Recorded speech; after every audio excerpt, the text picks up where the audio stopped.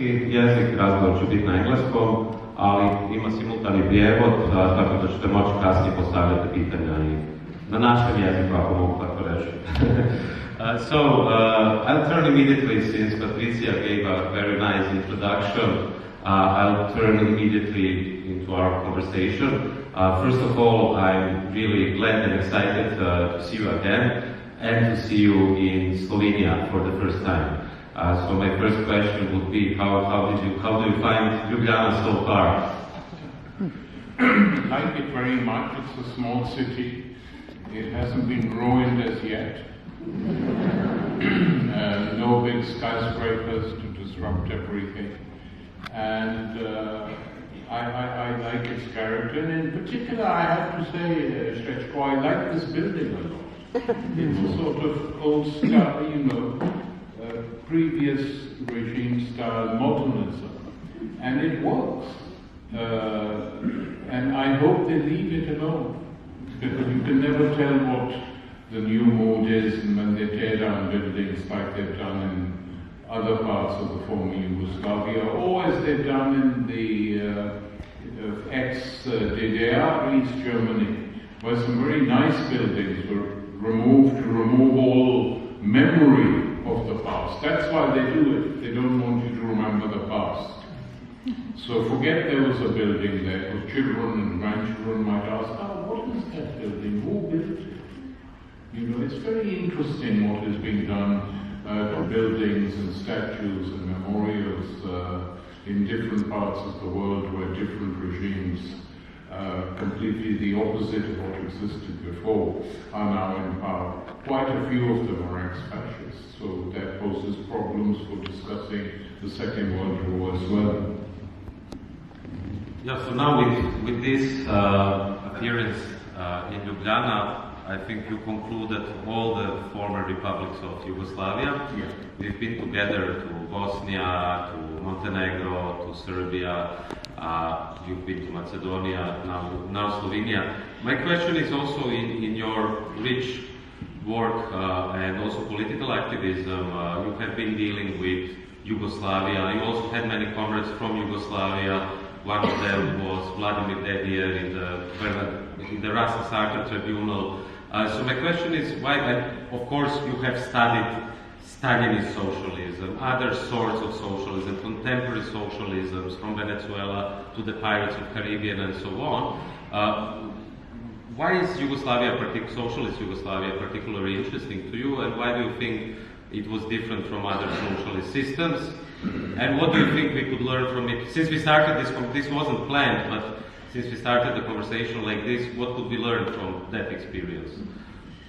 For my generation of the 60s and 70s, and even later, Yugoslavia was a very important experiment. Why? A, because it was a federation. In effect, the different nationalities were recognized as part of a larger federation, which was a good example, I felt. Secondly, there was more freedom of discussion in Yugoslavia, as I remember, than there was in the rest of Eastern Europe. And that was very encouraging. More books were published here, which were banned in the former Soviet Union and in Eastern Europe. I remember the great historian and biographer of Trotsky telling a story once that he had been invited to give a talk, I think by Dedijer in Belgrade, and they were saying how much they admired him, and Isaac Deutscher said, if you admire me so much, why not publish all my books here? And they said, we can't do that because we have copied them too much. So he said, now publish the original so people can make up their own minds. And I think they were published, by the way. So that was the model we had of Yugoslavia. Secondly, Tito was an independent leader. The Yugoslav Communist Party was not controlled, though they would have liked it to be, by the Soviet Union, as were all the other Eastern European parties. And in a sense, there were aspects of, not completely, but there were aspects of socialism with a human face that existed in Yugoslavia that Dubček only discovered in 66, 67. So for these reasons and discussions of how to run factories and ideas about self-management and a very vigorous Yugoslav intelligentsia, which encompassed everyone from every single part of the country. The annual conferences that used to be held at Churchills in Croatia became a part of the itinerary for many Western left-wing and progressive intellectuals. So from that point of view, we felt that Yugoslavia's existence was extremely important. And I felt that the breakup, I know many people now disagree with this, but I felt that the breakup of Yugoslavia was unnecessary. It could have been prevented if the Germans hadn't taken such a sharp aggressive position, as Oscar Lafontaine, who was then the finance minister, has explained in many of his writings. All the EU had to do was to offer the Yugoslav Federation billions of dollars to rebuild the country, to pay its army, to retain the structures of a federation, while at the same time giving Kosovo the same rights as all the other states in Yugoslavia had. That was a big mistake not to do that. So I miss all that, and compared to what is happening to, I don't know Slovenia, so I can't talk about it on this trip at any rate, but I know Croatia quite well, which I've visited many times, and I know Serbia as well. And I just want to end with a little story. I went to Serbia to publicize a book I had written, and they had me on breakfast television, which is okay, it's not the best thing in the world. But, and there were young girls dancing in different stages, wearing clothes, very interestingly designed and dancing. And they said this will happen for 5 more minutes, then it's a discussion with you. I said, okay. I was surprised. So the discussion with me began. And they said, are you happy to be in Belgrade? I said, yeah, I always like coming to Belgrade and, sitting by the Danube and sipping coffee, and the city still has its character, which it did at that time when I'm talking about. And it's nice to be in a city which gave birth to the non-aligned movement and offered different alternatives on a global scale to the Cold War stereotypes. They weren't interested in that. They said, okay, so will you be meeting our Prime Minister today? So I said, no. And she said, why every guest who comes as famous as you meets our Prime Minister? I said, I'm a bit allergic to corrupt politicians. She said, excuse me? I said, what's the point of wasting our time talking to corrupt politicians? They have nothing to say to me. I have nothing to say to them. They said, okay, very good, enjoy Belgrade. That was the interview. And when I compared this to some of the discussions we used to have in the past on Croatian television, even on Serbian television and radio, I said, everything's going down. And the thing that disgusts me the most is this attempt to rewrite history, is to downgrade the partisans, is to say that what happened didn't happen, is, this is a sort of crude form of nationalism which will end badly. If not now, in 20, 30 years' time. It will end badly because it's based on complete falsehoods and the erasure of memory. But I have very good memories of the old Yugoslavia, and even recently after the breakup, when I traveled to Croatia, thanks to Srećko and others, there's been an atmosphere within the intelligentsia some 10, 15 years ago which was very positive. Susan scribes, many people from different parts of Yugoslavia assembling together, and I encouraged them. I said, restart a cultural conference for ex-Yugoslavs and also for us now who came. So that's my feelings about Yugoslavia. So you also opened a terrain, a topic which I think is necessary to talk about, which is, I think, the role of the public intellectual. So you mentioned Churchills and Praxis and the summer school, which was visited not just by our philosophers, but also by Lucien Goldman, Herbert Marcuse, Ernst Bloch, many others. And it seems to me, at least from a younger generation, that, you know, in the 60s and the 70s, at least in that period, you really had powerful public intellectuals worldwide. I mean, from Edward Said to the Germans, to Jean-Paul Sartre, Simone de Beauvoir, and so on. But when I look at the situation today, it seems like the role of, or the figure of the public intellectual is dying out. I mean, of course, they're also dying, like literally, from Edward Said to many others. But also, I think, due to technological changes, like nowadays everyone is a podcaster, you know. They have a podcast and they think that's a public intellectual, let the children watch TikTok or social networks and so on. But we're also faced with a topic which we will open a bit later, with the war in Gaza, also with the cancellation of any kind of critical voices. And I've known you for at least almost 2 decades, Noam Chomsky, who is a common friend, who is also one of those dying out public intellectuals who actually doesn't have much space in mainstream media in the US. He's also marginalized. So my question would be, do you agree that this kind of role the public intellectual had in the 20th century changed and is dying out? Why is this?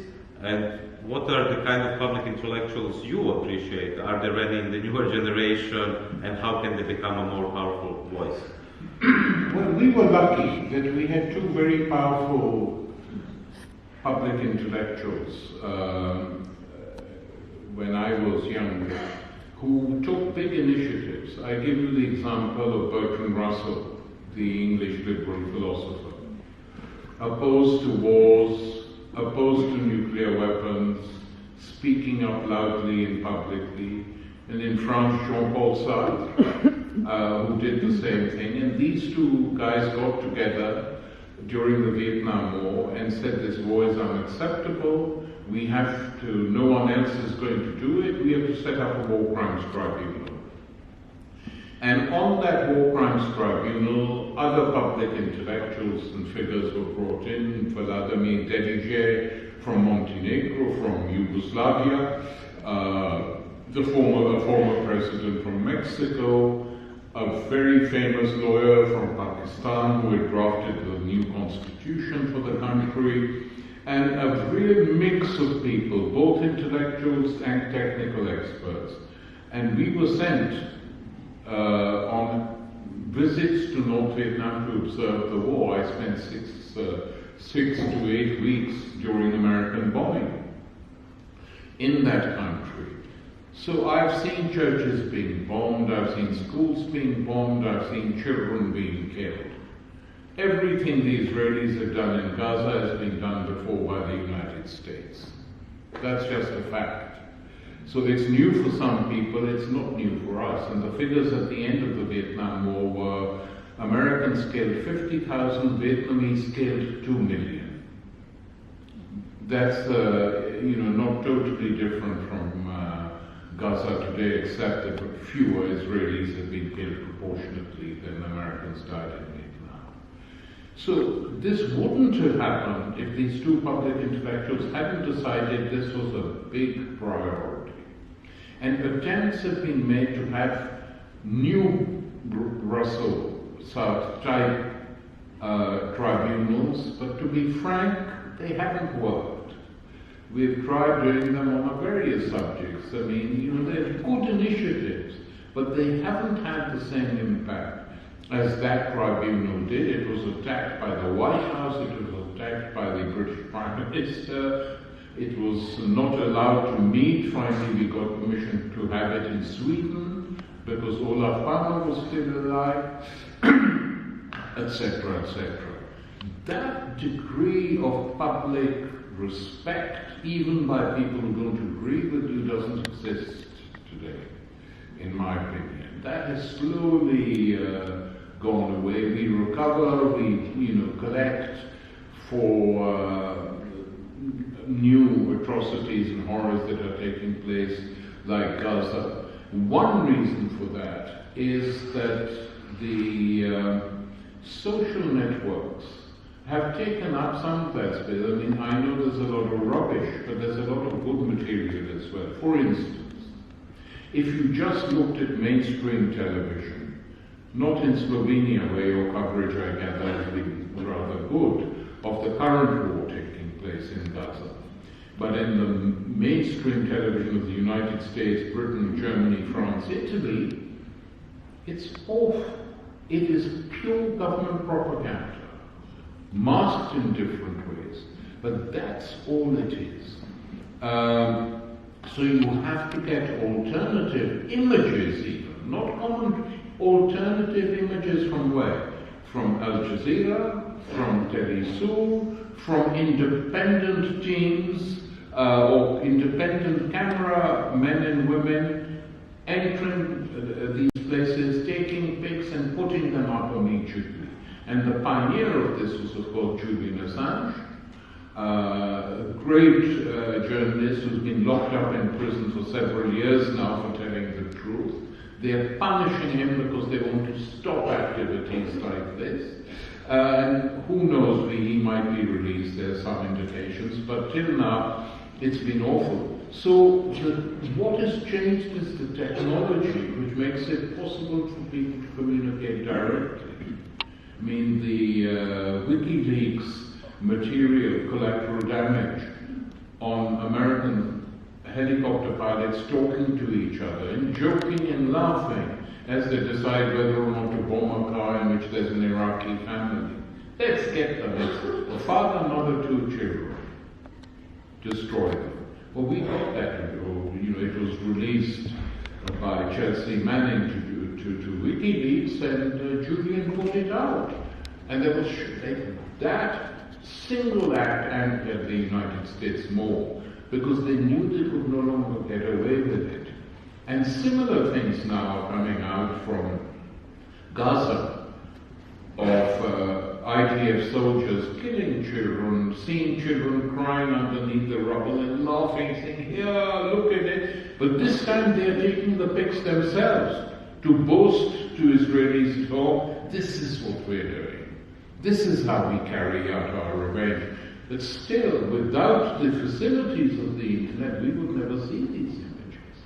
So, in a sense, it's the role of single public intellectuals has been replaced, really, by this sort of availability of material.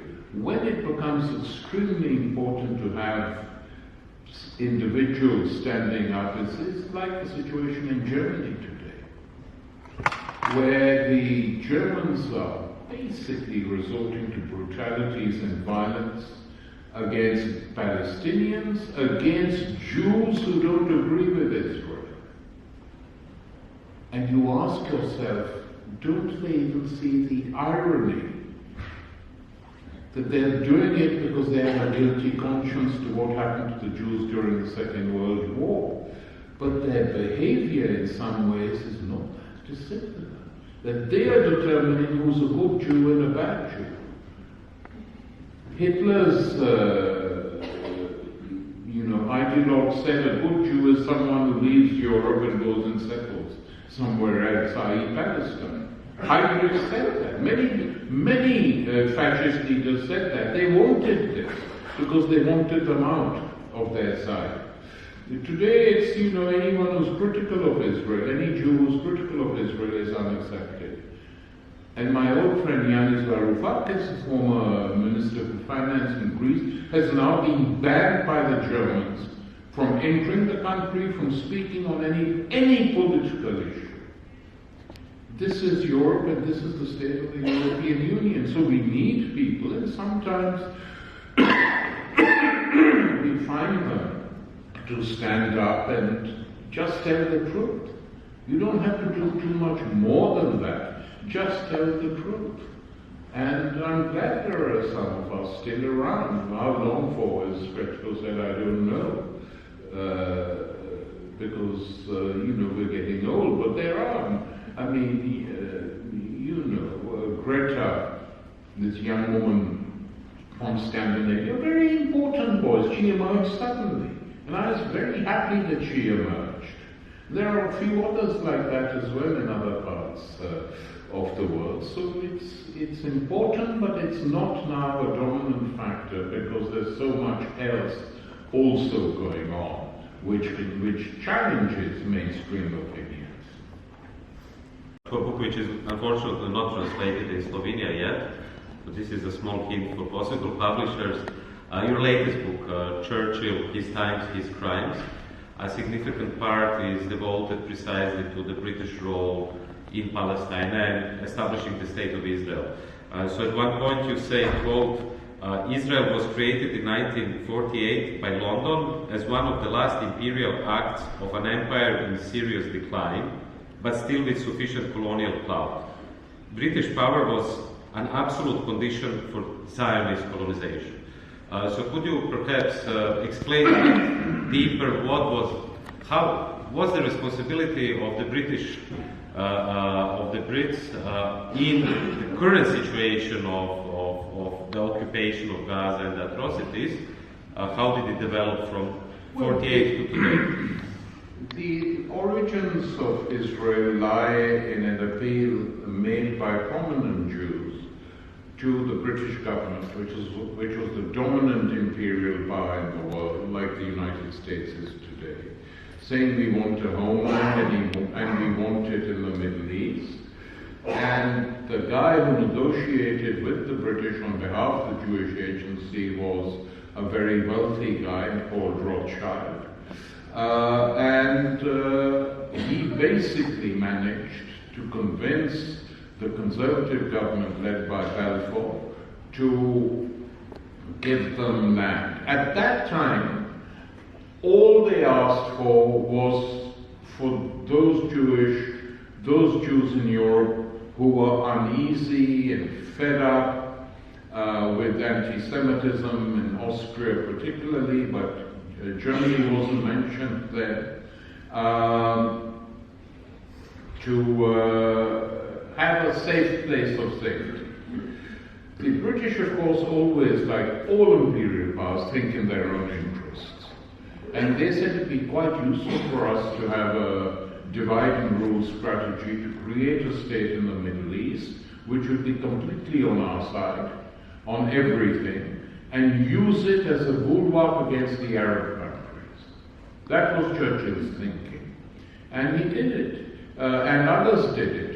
Interestingly, the only Jewish member of the British cabinet, Montagu, opposed it, voted against it, wrote a letter saying, what is the plan? To encourage all the Jews to leave or to push them out? Why are you creating this state? Very prescient. But he was outvoted.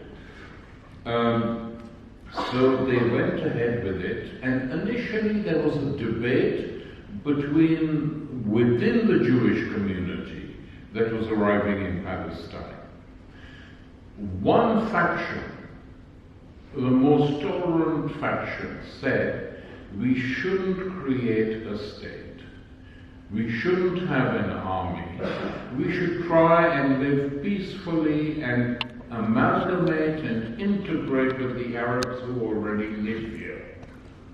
We should negotiate with them and find ways of living together. Very early on, in the late 19th century, early 20th century. But they lost out. And then the British tried to bring matters under control of preventing the ultra-terrorist groups within the Jewish community, whose heirs are Likud today. of getting everything they wanted, but it was too late by then. And the Jewish terrorist groups, Erbil, blew up the King David Hotel in Jerusalem, killing lots of English civil servants, killing Irish. You know, I don't go into that because it's a detailed story. But that was the period when they were upset with the British for trying to impose conditions on how they should live. After that, after 1948, when Truman, the American president, decided, he was very cynical. He told, I mean, this is all written down.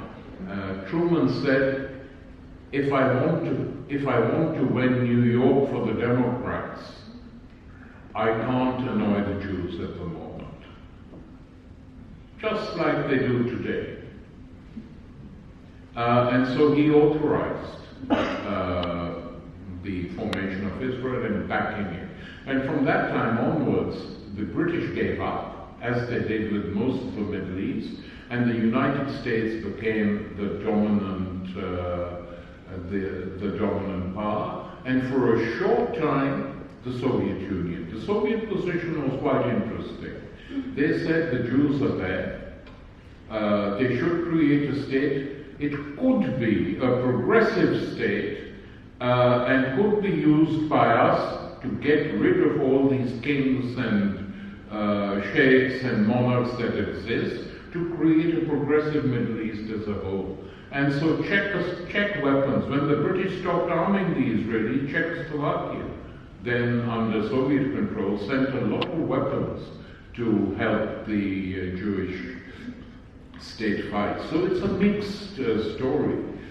And it became like it is very rapidly, actually. If you look now at the documents coming out by Israeli historians, they're very revealing that from the beginning the plan was Eretz Israel, historic Israel, which many other historians in Israel have said never existed, or has been imagined, or is mythologized. Shlomo Sand's history, same case, it's a mythology, our history.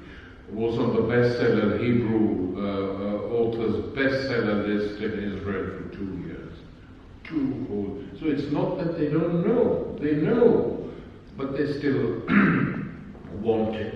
And then they had two options. In 56, soon after Israel was established, Nasser, when he became leader in Egypt, sent a message to them saying, look, do you want to spend all your lives fighting with the Arabs? Why don't we do a settlement to live in peace with each other? There was a discussion within the Israeli High Command, but they rejected the approach by Nasser, probably the most progressive in many ways leader to have emerged from the Arab world. And then it's been a fight. Underlying that fight has been the struggle for Eretz Israel. Now I think we have reached a point of no return, that people have seen with their own eyes what this means. People have heard Jewish mothers shouting loudly to television cameras when an interviewer asked, don't you feel any sympathy for the Palestinian children?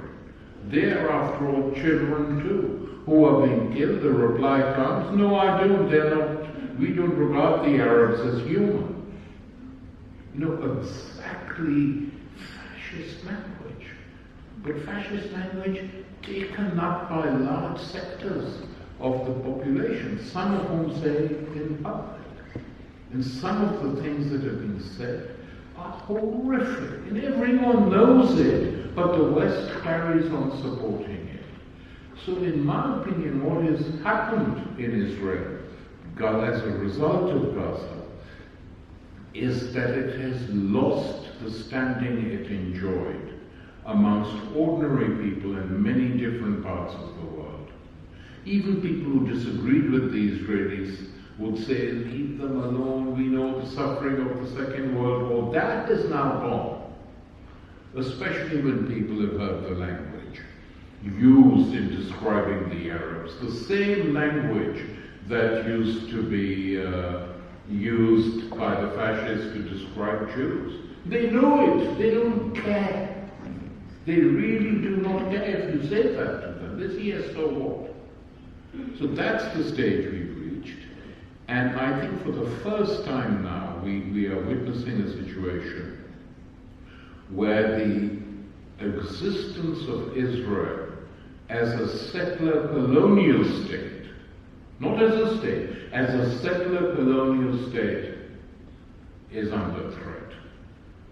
And they've damaged themselves. And the more intelligent amongst their leaders, and there's quite a few of them, know this, which is why they're extremely nervous, which is why the Americans should have stopped it.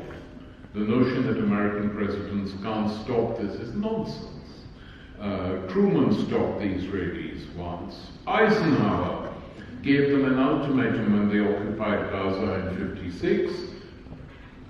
He said he was nervous that doing this would send all Egypt into the arms of the Soviet Union. So Eisenhower said, he told the Israelis, either you leave Gaza now, or we will impose sanctions and cut off all your aid.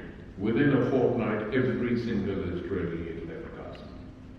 So it's not even the case that the Americans can't say it. They have done it before. Reagan did it on the last occasion. George Bush I sent the threat to them, saying, if you don't do it, we will take further measures. He was removed. He didn't win the next election, so he couldn't do anything. So it is within the power of the American president to stop all this. And they don't do it. That's the reality. And that's the situation we are in today, which is, a huge tragedy. And the most heartening thing for me is seeing tens of thousands of young American Jews from the new generation, young people in their 20s or even younger, demonstrating for the Palestinians in the streets of New York, occupying Grand Central Station and saying, we are for Palestine. We do not support this type of Israel. That will worry the Israelis, that the diaspora, the younger sections of the diaspora of Jewish people is turning against them. Even in Britain, huge demonstrations that take place. There's a very big Jewish bloc. They call themselves the Jewish bloc for Palestine. So things are changing, but these things can trigger out of control. I mean, no one thought that a handful of people in Sarajevo would trigger the First World War, but they did. They didn't know they were going to do that, but it happened. And so I'm worried. I have never been so worried about the global situation as I am now. Because if it gets out of control, people ask me, could it be a nuclear war? I said, Israel has nuclear weapons, it has nuclear missiles. Those crazy people who say that give the Ukraine nuclear weapons, I said that is asking for a new war, a nuclear war. So talk of nuclear weapons, whether it's Putin or whether it's Zelensky or whoever it is frightening. Because it means people have rationality and reason have just gone out of the window. Movement today, because the anti-war movement today. So you have been part of the anti-war movement from the last 60 years at least. I mean, from Pakistan, then at Oxford, anti-Vietnam war protests, and then most notably the huge protests against Iraq, where I think it was like 2 million people in Britain at the streets all over the globe, which didn't succeed to stop the war. So when you compare it to this, how does I know in UK it's pretty big these days. I was just recently in Ireland, it's pretty big, completely different than Germany. How do you see, do you think this war in Gaza could be what Vietnam was at that years in the 60s, in the sense of radicalizing even more people who otherwise wouldn't give a damn about the situation and creating the fertile ground for international resistance and solidarity movements which can bring down those who lead wars. The difference between the 60s and now is fundamental. It's very deep, very great. That in the 60s, the solidarity movement with the Vietnamese, in most of European countries, especially Germany, but also the others, all the others, turned very rapidly into a movement against their own governments. The enemy is at home. And so there was talk of revolution in France, a creeping revolution in Italy, the huge emergence of terrorist currents in Germany and Italy. And that is the form that radicalization took. It was very broad and ultimately wanted to take power. The movement against the Iraq War was an attempt by ordinary citizens, most of whom had never ever participated in any political activity before, to try and stop a war that they knew would be a disaster because they didn't believe the politicians. All the interviews that were done with people, ladies wearing fur coats and in high heels marching and don't attack Iraq. People said to them, how come you? They said, because our politicians are lying, you can look at their faces. There are no weapons of mass destruction. We're not threatened. This is a huge lie. And so you had millions. In London it was 1 million plus. In Madrid 3 million. In Rome 2 million. Huge. Trying to stop a war. That has never happened before. This time it's different again. The war is there. Genocide is live streamed to you on your television sets if you want to watch it. And it has made people angry. It's basically, till now, it has largely been a single issue movement. Ceasefire now. Stop the fighting now. There are groups within it who are being more radicalized in asking historical questions. And people are learning once again about the role the United States has played in the world, then and today. But it hasn't gone beyond that. It is just anger at the genocide. And it made me wonder, and the demonstrations have been huge in Britain, in different cities. In London we've had 250,000, 500,000, 750,000, non-stop, week after week, that the government panicked and tried to ban them and the police refused. Interesting.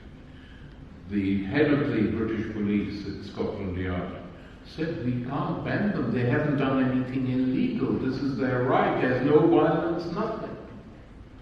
And the government had to retreat in front of the whole country. It would have been a very unpopular decision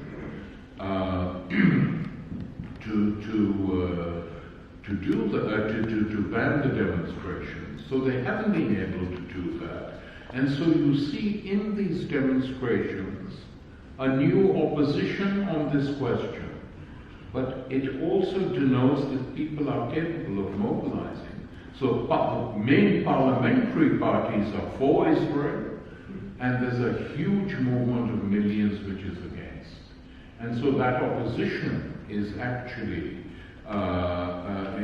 in the streets. And that, of course, is very positive. And large numbers of young people, school kids, masses of them, people between the ages of 16 and 26 dominate these demonstrations and invent their own slogans. They're very wild in a way, verbally, in what they say, and you feel the anger. And it's very moving, actually, to be part of all that. So it's very different from all the previous ones, because they are now, the one big radical thing is that radical in one sense, is that lots of young people are feeling that democracy, the EU, NATO, the United States are all shit. Excuse me. But don't believe them, don't trust them, don't follow them. We will never believe you again. That is quite a strong mood today in a number of European countries. Of course, France is different, where they banned a lot of demonstrations, and the Germans are still paying for the war guilt of the Second World War.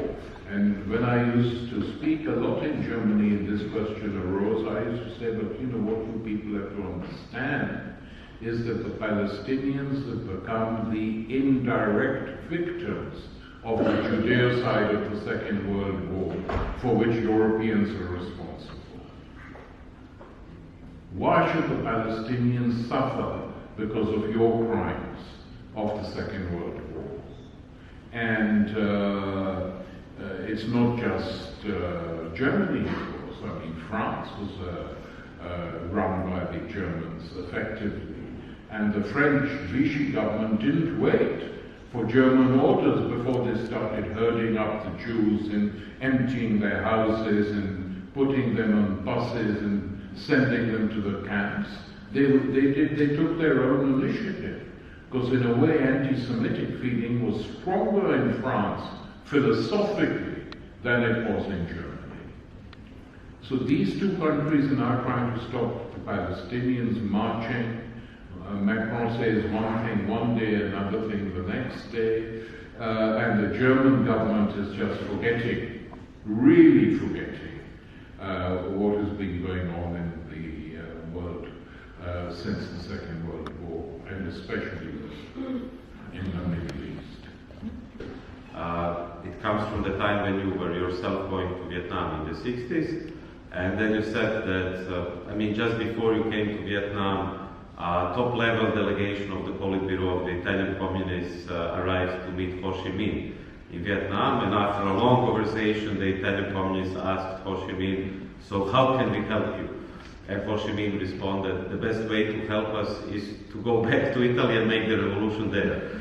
And I think this is, I think, still a very relevant lesson for our times today. So my question would be, I mean, we know each other also, we've been together there as well, you know, from the times when there was huge enthusiasm in Europe, Ohi referendum, Syriza, Podemos, Corbyn might have even become prime minister and so on, and I would say that in the last, and then of course there was Tahrir, there was Occupy Wall Street, so I would say the last decade, at least starting from 2010 or something, was really a decade of enthusiasm for the leftist movements.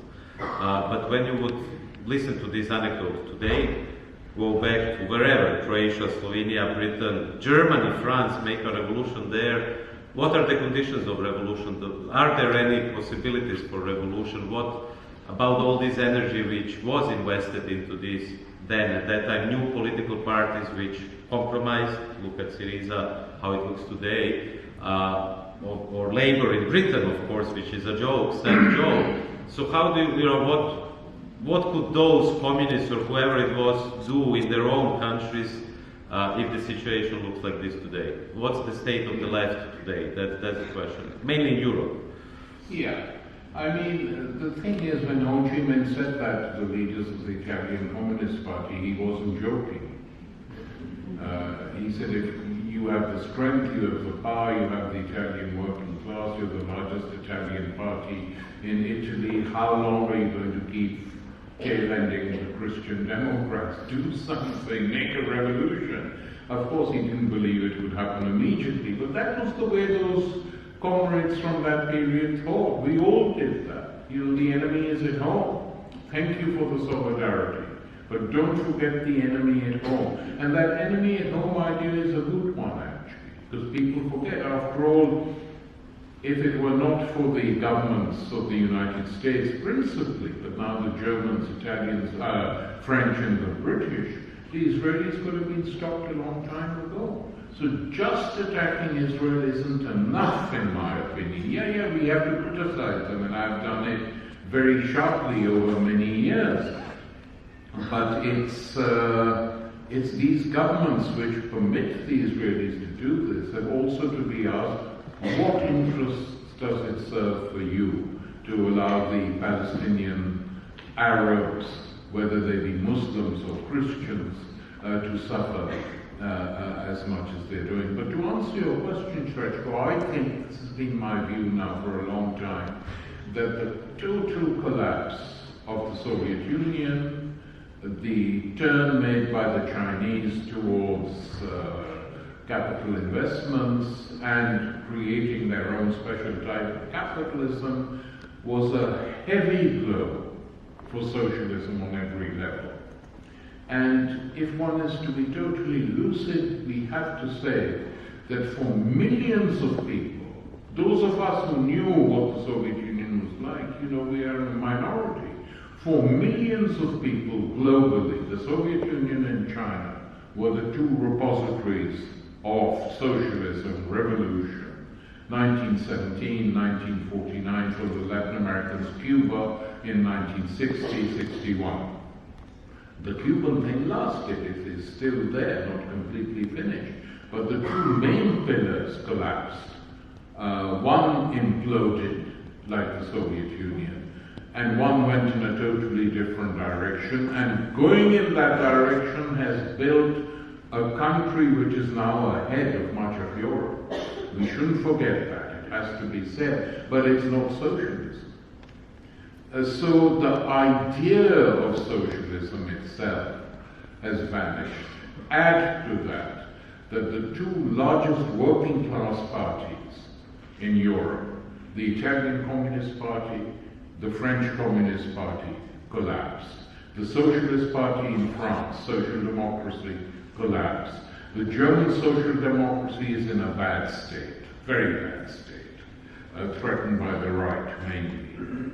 The British Social Democracy goes up and down, but I think it's now reaching a situation where it's last state. So in this vacuum, it's been very difficult. The left groups who tried finally ended up not making a revolution or anything even resembling it, but trying to work with the best people in social democracy and elsewhere. Well, that hasn't worked. So all these groups, Podemos died out. When we went to Greece to campaign for Tsipras, what a disaster. This guy calls a referendum, wins the referendum, and then kicks his people in the face and says, sorry, that, why did you do it? I never thought you would vote for a referendum. Effectively, this is what this imbecile does. And how long does he think he's going to stay in power? These things take some time. And the left, thanks largely to Tsipras, has suffered a huge defeat in Greece, a country where there was, a very strong left in some ways, going back historically to the Second World War and the resistance. So in this situation, all we can expect is ups and downs. We might have Podemos rising, we might have movements which are rising. Apart from Mélenchon in France, there is no movement which has maintained its standing in the public eye. Mélenchon is on 20% at the moment, which is better than nothing. So my attitude is you take what you get. If anything moves, push it further. If nothing moves, you have to think and write and do what you can. But the epoch of wars and revolutions is over. This century has been an epoch of wars and counter-revolutions, effectively, carried out through various means, economic means and force. And the big question of this century is going to be China versus the United States of America. How are the Americans going to deal with China? The Chinese don't want a war. They don't want to clash with the Americans, but the Americans cannot tolerate the rise of an Asian power which could overtake them. According to their own economists, it could overtake them. And the only method they have is not through market transactions, but through the use of force. So I hate to be too pessimistic, but it's not looking good this century.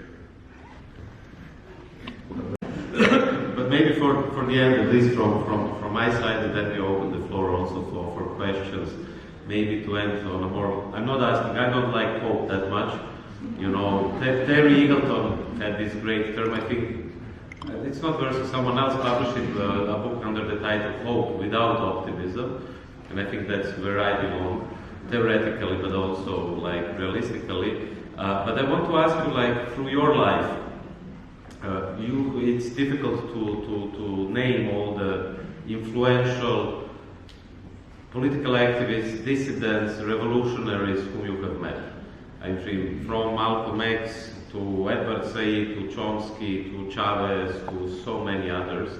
So what would you say when you would in your brain put them all together, and you even met like some of them before they were assassinated, like Malcolm X just a few months or a year before he was assassinated, and he actually told you that he would be, that you will not see each other next year because he will be dead at that time. What is the kind of thing which you took from them which gave you not hope but determination to fight further from all those people you have met?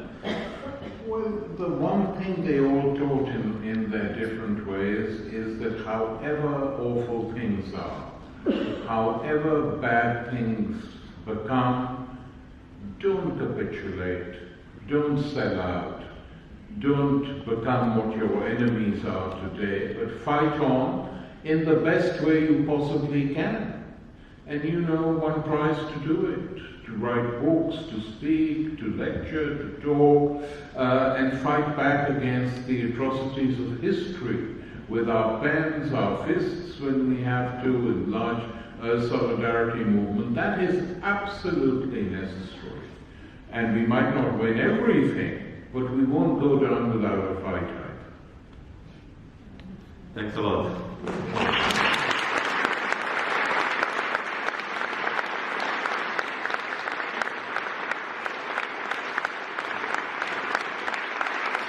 It depends on what the situation is. I think the situation today with the Gaza genocide, and by the way, this debate on genocide, angers me because it's so obvious what is taking place. And one of the leading historians, who was very pro-Zionist, by the way, Saul Friedlander, who's now 94 or 95 years old, has just written a diary which he sent to us at Verso Books, in which he's completely broken from this notion of what he believed in before. And he asks the question in his diary, if it isn't genocide, what is it? Tell me, what is it? So when people are witnessing these things happening, and they know they are happening, and they know who is doing them, I mean, of course people will act in their own ways, but I think people have to act in whatever way they can, either in terms of solidarity or confronting their politicians or pushing them, and not stay silent. I mean, I was thinking the other day, what if there had been television during the 30s and 40s? And the BBC or the American equivalent said, yes, we are now standing outside Auschwitz, and the figures given to us by the German administration, which is running Auschwitz, is that today there were 2,000 Jews who were gassed with Zyklon B. Before we go and speak to the proprietors of Zyklon B and those who own it, we're going to talk to someone. Can you imagine that? Well, given what is happening in the world today, I can retrospectively somehow imagine this. It's not that people didn't know what was being done in Germany. They knew, full well they knew. And so to remain silent and not to do anything is to become part of the problem. I'm not in favor of that. And I never have been. I don't say what you should do, that is a choice which you have to make. There is no automatic choice available, as Srečko was saying. There are no organizations. In the old days, you could say, you know, during the partisan days, join the Yugoslav Communist parties, or in the post-war period, join a group of the left, whether it's the Italian communism, whatever. There was some of those type of alternatives don't exist. But broad anti-war movements do exist, and if there isn't one, it should be created, however small it is. So that's what I would answer, is you cannot, you cannot create some possibilities, that's impossible, but you can actually do things, and that I would advise everyone to do. Do things of what you can do when you get back. For instance, basically, if you stay silent in a situation like in Gaza at the moment, you are on the side of the genocide people who are doing that. Yeah. Exactly. Thank you very much, and thank you for other international institutions. You mentioned WHO, but there are some others as well, like the IMF, for instance, who have a dark role, of course. So what about the role of contemporary global institutions and their impotence, if I may say so? Is there a hope that you could transform them from the inside, build something better out of the existing institutions? Or do we have and can create other planetary institutions which could cope with the climate crisis, with permanent war and so on? Yeah. I mean, it's just a warning. If you have a comment without a question, then I will pose the question. So that will be your punishment. So please, question. I can do it. It's not a problem. But it's actually a good question, because one of the things that the Gaza war has brought to the forefront is the total double standards that exist in the world today. I mean, whatever you may think of the war in Ukraine, which I of course oppose, but the way in which the West reacted to that and the way in which they reacted to Israel, completely different. Support for one, opposition to another. And these double standards, people can see through them, because they are, not concealed. The mask has come off. And the fact is that the United States is the dominant world power, and it dominates different institutions. I mean, it stopped the Security Council by 3 vetoes in calling for in opposing a ceasefire in Gaza. But the question arises, and that's the question. Let's suppose the Americans had abstained and the Security Council had voted unanimously for a ceasefire. Who would have implemented it? The Americans? I doubt it very much. The French, the British? No. The Russians? No. Not in a position to do so. So the United Nations itself has no power or force at all. It is dependent completely on the United States of America to be part of the operation, or it can't happen. I mean, just look at the International Court of Justice. It instructs Israel to stop the killing, make available the routes so food can be sent. What does Israel do? Ignore it. So what's the price of international institutions? Nothing. They can't do anything on their own.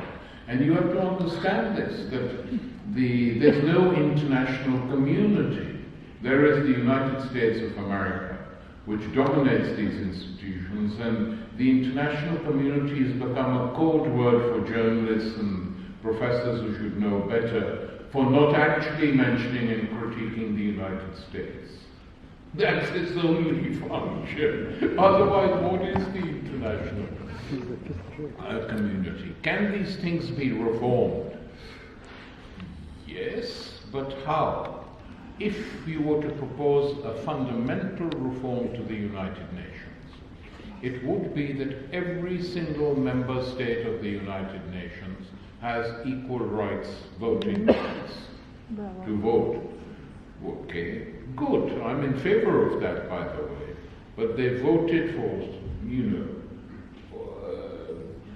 nearly 80 years to recognize Cuba, with only 3 countries voting against it: the United States, Israel, and I think some other country whose name I forget. Probably the name is very forgettable anyway. Who backs the United States? So, and let's say that even with the powers that these states can decide who will make the decisions. The lifting sanctions is easy because they can then just say there are no sanctions. But in terms of imposing on countries like Israel or others that might arise, who will do it without provoking a broader conflict? So I am not to the United Nations like the League of Nations before it was set up to do the bidding of the victorious powers of the First World War and Second World War, respectively. I don't have much confidence in them. It makes us feel good there is an international institution, but in effect there isn't. I've argued now for some time it'd be better if each continent had its own separate unified nations, had their own continental parliaments in which they can discuss and vote and sometimes get together. It would be better, it would be more useful. As for the International Monetary Fund and these bodies, I mean, I don't think there's anyone who doubts who runs them and whose purpose they serve. The IMF has wrecked whole continents like Africa. It has made life very difficult in South America for people, in Asia today. So this is an institution that favors the global capitalism defended by the United States, ideologically, economically, and with weapons when necessary. So these international institutions are to be demystified. That is what we have to do, and not take them too seriously for what they aren't. They aren't international. They may be in name, but essentially they're controlled by the United States. NATO. Can NATO do anything without American permission? No. And they know it. But they're making, they're trying to increase their influence by getting more and more countries to join NATO so they can use their manpower or woman power, their armies, their troops, etc. when they need that. They would like that, the US, that they don't have to lose any more soldiers ever. That they can use these little EU countries that have been set up to do the dirty business for them. And the EU, as you know, we haven't discussed it, I mean that is another global institution restricted to Europe, is in a total and complete mess. I mean, leaving aside the German economy, you can just see what is happening in Germany today in terms of democratic rights and people. You see other EU countries in a complete mess. You have a population which doesn't believe in this type of EU anymore. You have EU instructing small states, like many former Yugoslav states, to close down factories. So a town that is dependent on 2 factories, which employs many people, is told, close down one. Half the population of that small town is unemployed. So what? Who cares? Give them subsidies. Let them go and do window shopping. That's the situation we are in. It's a very serious situation. But, before one can even attempt to deal with it strategically and conceptually, one has to understand what it is. All this escalation. Well, I could hear you partially, but Srećko, I hope he was listening, will explain to me. I'm sorry, it's my hearing now, not your voice. Yeah, but it's very difficult to wrap up, but I think in the background of the current events with Iran, towards Israel, could you accept a more unison response from the Middle East states? That was just part of the question, but the first part. The honest answer is, I don't know. It's best to be straightforward in these things. Is Israel going to retaliate? What level of retaliation is the United States going to permit? Because without US approval, they can't retaliate. They informed the US, though the US is denying it, that they were going to hit the Iranian embassy in Damascus. They can't operate without the United States, so the green light has to come from DC. And will the Americans actually want an escalation of the war? We don't know. They say one thing, and privately they do another. If Israel retaliates, what is the form its retaliation is going to do? Will the Iranians then retaliate even more fiercely? The answer is yes. Will Hezbollah join the war? Possible. Will the Yemeni government supply 200,000 soldiers and send them to Gaza as they're threatening to do? How they'll get there, I don't know, but they are saying they're prepared to do it. All this is up for grabs, and it's a dangerous situation. Will Israel use nuclear missiles, which it's got?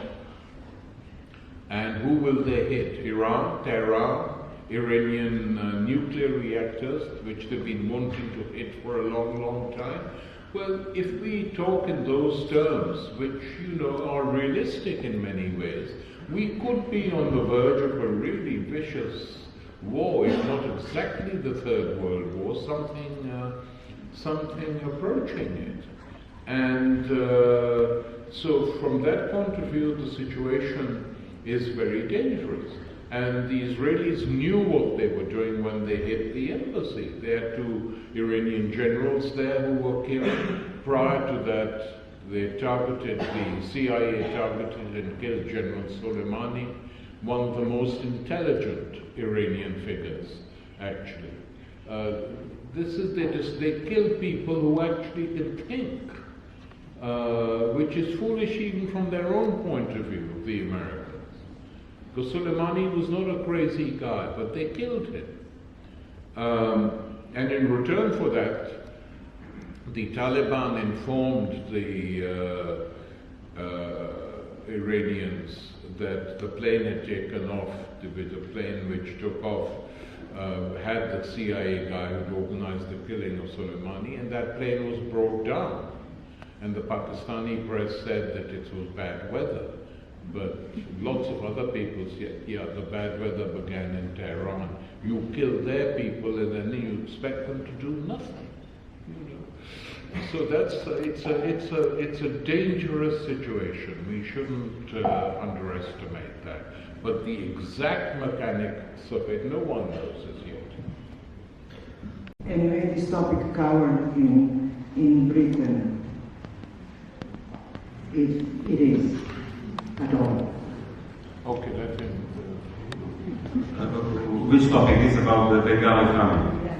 Okay, I think to summarize the question, did you in your book on Churchill also deal with the Bengali famine? And how is this topic, is it being discussed in Britain nowadays?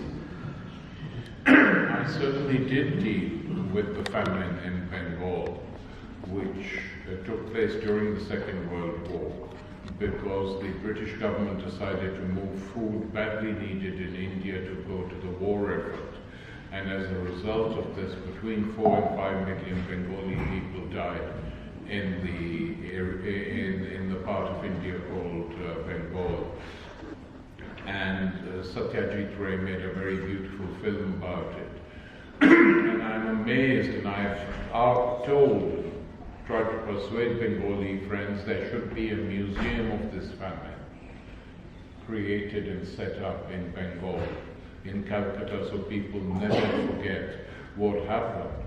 And interestingly enough, the British Viceroy in India, Lord Wavell, was very determined, and he fought against Churchill and said, look, my wife has returned from that region, and she says she has never ever seen human beings looking like that. And this will be a terrible thing for us if we have this on our conscience as well. So I urge you to release food urgently to reach Bengal. And Churchill's question he asked was, well, is the famine so bad? And people said to him, it is very bad. And he said, he hated Gandhi, Churchill. He really hated him. He said, is Gandhi dead? And they said, no. So he said, then it couldn't be such a serious famine. I mean, this was the mentality. So no help was given. And yes, it is all in my Churchill book, but apart from my book, there are 4 other books on the famine, just concentrating on that aspect of it, which have also been written. And Churchill College at Cambridge, there was a discussion on this, and naturally a number of students and lecturers who participated in it attacked Churchill very harshly. And Churchill's family said that if this goes on, they will stop raising money for the college, and so that whole program of studies on Churchill was cancelled. So I said publicly, that fine, it's not impossible to raise other money. It would be much better if this college was called Mandela College. Actually name it after someone who fought against colonialism and empire. But so they hate any criticism of this guy. And just on that one thing is, in my book there's a chapter on what the British did to the Greek resistance, which has surprised lots of people because it's a chapter almost hidden from history by British historians, what they did in Greece, because they were frightened that the Greek Communist Party was going to win. So was Stalin. He tried to stop it because it was part of his deal. And there were brutalities carried out, like the heads of partisans were put on poles and put outside prison camps where the partisans were being held. Atrocities of this sort.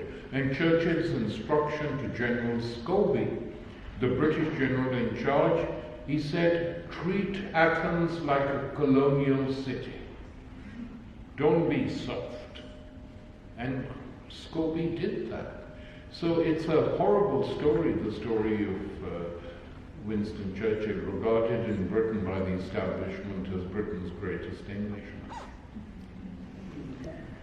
Thanks a lot, Tariq, for coming to Ljubljana for the first time, hopefully not the last time. Hopefully also there will be an opportunity to come back if the Churchill book or some other books are published by Slovenian publishers.